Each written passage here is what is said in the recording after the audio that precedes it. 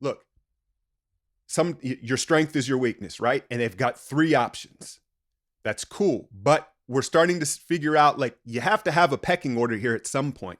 And in my eyes, as aggressive and fearless as Jaylen Brown is, down the stretch late in games and in overtime, he's your third option. He's your third option. You got 1A Tatum and 1B Kemba, depending on the matchup.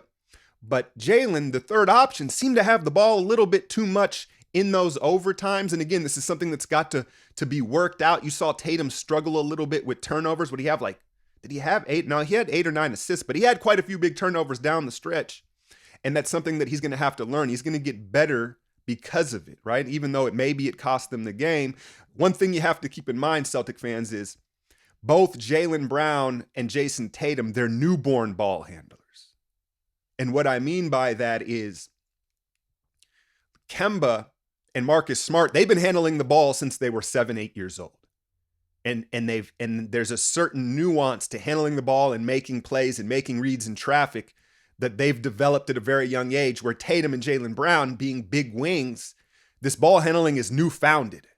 And they have the skill of it, but some of the timing and angles and understanding crowds, they may never get that, just because, again, they're newborn ball handlers. And that's something you have to keep in mind down the stretch. That Hawking defense probably feels safest with the ball in Kemba's hands. I'd say Marcus, but Marcus is liable to he's got an itchy trigger finger, right? But I mean, yeah, it was the game of the bubble thus far. It was the game of the bubble thus far. Big shots from Grant Williams and the rookies, and it was back and forth, man. I also thought it was interesting from Toronto's perspective. Did we see a chink in the armor from Nick Nurse? Did we see a chink in the armor? Because I had spoken earlier in the series. I've been doing the breakdowns on Patreon of this. I think I've done 2. You better believe I'll have game 7. What is it, Saturday? I'll have that on my Patreon for y'all. But I had brought up, why is Marc Gasol still playing in this series? I had brought up from game 1, I was like, you got to play Powell. You got to go smaller, right? And you saw them finally ease into that. And I had brought up, like, is Nick Nurse, has he been sticking with Marc Gasol because he believes in him and he thinks that they need him to win? Or is there an emotional attachment where it's like he doesn't want to do that to his veteran, his championship veteran?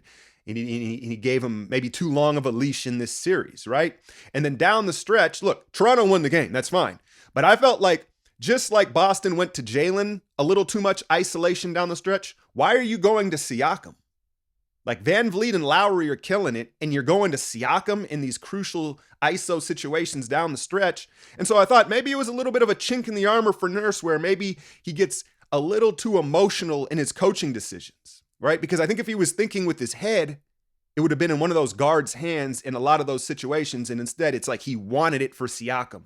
And so that's why he went with the emotional decision. But either way, man, it was a hell of a game. I'm looking forward to that game 7.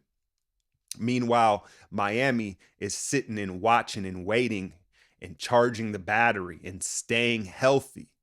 If you haven't, I just dropped a video on why I think the Heat, they might just be the favorite right now in the bubble to win it all. If you look how things are playing out here, some advantages that maybe haven't been looked at, but go ahead and check that video out. I'll link that right here. What else do we got here?